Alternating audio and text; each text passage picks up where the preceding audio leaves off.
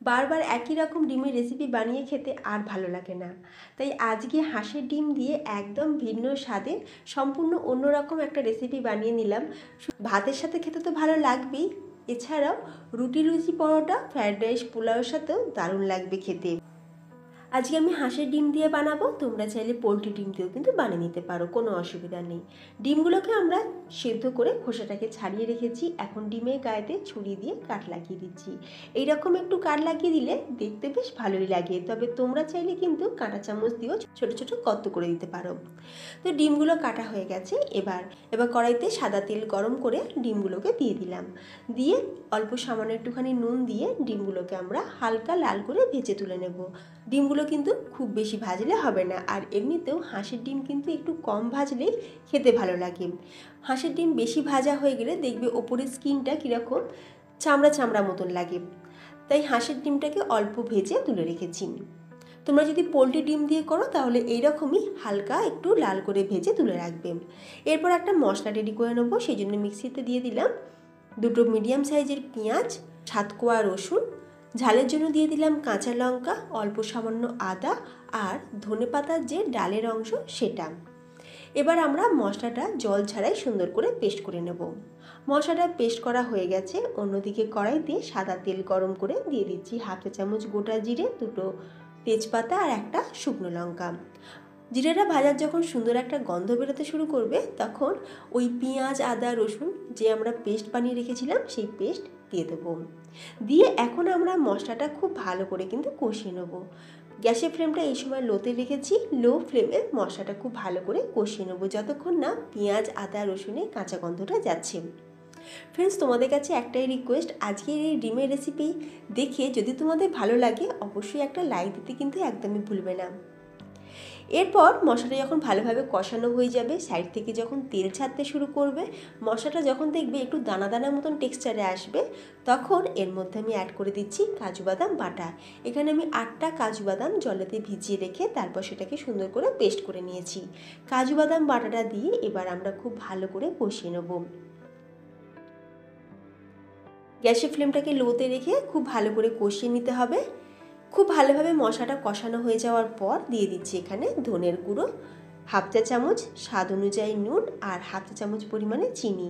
চিনিটা সম্পূর্ণ অপশনাল, তোমরা চাইলে নাও দিতে পারো, তবে চিনিটা দিলে কিন্তু এই রান্নার টেস্ট খুব ভালো আসে। এবার মিক্সির জার ধোয়া সামান্য পরিমাণে একটু জল দিয়ে আরও কিছুটা সময় ধরে মশলাটা ভালো করে কষিয়ে নিয়েছি। মশলাটা দেখো ফ্রেন্ডস খুব ভালোভাবে কিন্তু কষানো হয়ে গেছে। এরপর দিয়ে দিচ্ছি হাফ বাটি পরিমাণে দুধ। তোমরা চাইলে কিন্তু জলের ব্যবহারও করতে পারো, তবে দুধ দিয়ে যদি গ্রেভিটা বানানো হয় দারুণ ক্রিমি একটা টেক্সচার তো আসেই, স্বাদেরও কোনো তুলনা হয় না। সত্যি কথা বলতে গেলে কি একদম ভিন্ন স্বাদের তৈরি হয়। এবার যখন গ্রেভিটা ফুটে যাবে ডিমগুলোকে অ্যাড করে দিয়েছি, দিয়ে এবার চাপা দিয়ে আমরা কিছুক্ষণ ফুটিয়ে নেব। অন্যদিকে আর একটা প্রিপারেশান করে নেব। গ্যাসের ওপর একটা কড়াই বসিয়ে তাতে দিয়ে দিয়েছি 1 চা চামচ সাদা তেল। তেলটা গরম হয়ে যেতে এখানে দিয়ে দিচ্ছি পেঁয়াজ, ক্যাপসিকাম আর টমেটো। টমেটোর শুধু স্কিনটা নিয়েছি, মানে টমেটোর ভেতরে যে বীজটা সেটা কিন্তু নিইনি। আর সব কিছুকে আমি এরকম স্কোয়ার শেপ করে কেটে নিয়েছি।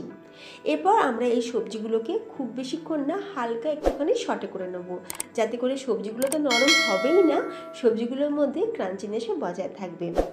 সবজিগুলো ভাজা হয়ে গেছে, তুলে রেখে দিয়েছি। এরপর ওই কড়াইতে দিয়ে দিয়েছি কিছু গোটা মশলা। এই মশলাটা দিলে রান্নার টেস্ট কিন্তু খুব ভালো আসে, দারুণ সুন্দর একটা ফ্লেভার আসে।